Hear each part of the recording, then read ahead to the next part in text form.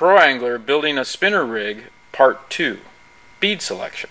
Another version of the bead method is to use stack beads, which are faster in component systems to put together, and they come more organized so you don't have to pick through a lot of beads. So what you can do is you grab your leader rig that we've already built in step 1, you thread on the tapered end first, which I don't know why yet, but we're going to come to that conclusion. Drop him down.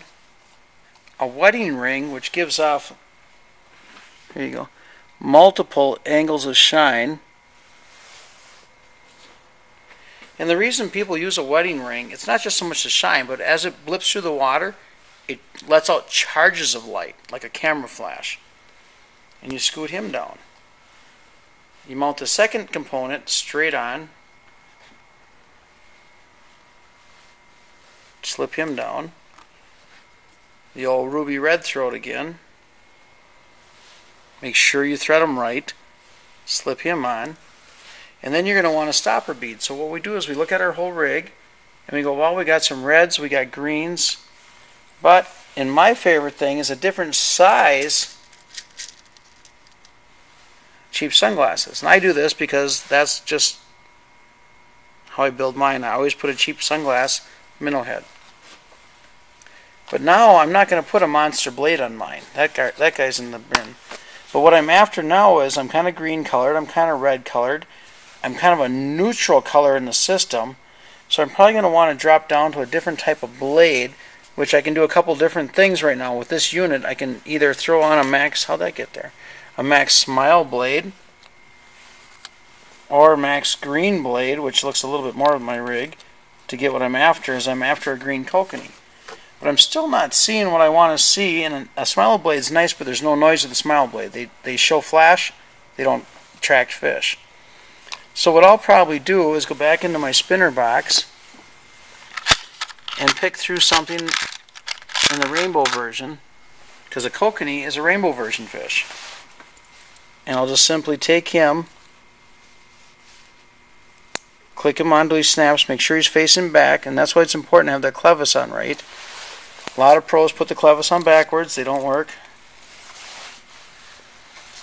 And there I have a really nice kokanee rig, or a walleye rig that are feeding on kokanee fish. I have the reds, I have my rainbow colors, I have my spots, I have my minnow head. I'm ready to go to action. Now, Chris, I noticed you put a bead on top of the clevis. Most of the stack bead systems I've seen, or the spinner rigs I've seen, do not have a bead on top of the clevis. Why did you do that? Well, like you can see here from Northland Tackle, they do not lead their system with a bead. You can see there, a lot of their other companies on the market, like take for instance Poly Walleye, same thing, there's no lead bead.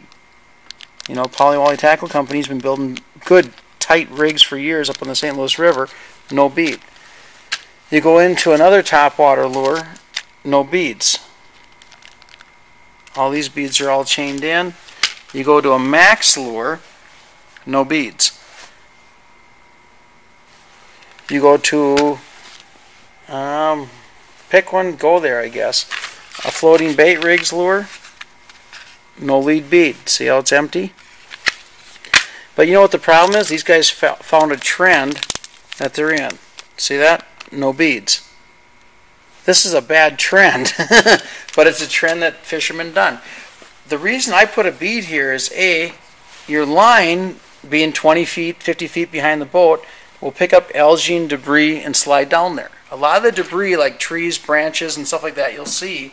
But on these rigs, because we're working with such fine plastic pieces and tight threads and tight clevises that we want to make spin true and free all day long like they do here, they'll get algae, and they'll get a little algae bloom, they'll get pollen from trees, they'll get pine pitch pollen, which is just yellow dust. It'll actually load on your line and slide down. What happens is with that lead bead, it stops it all in the first bead. The little bit that grinds through cannot get into your other beads and reflect and offer a disadvantage into your reflection of all your other beads. So it keeps everything running true, and it keeps them running clean. And that's the key to having a lead bead. Great. Thanks a lot, Chris.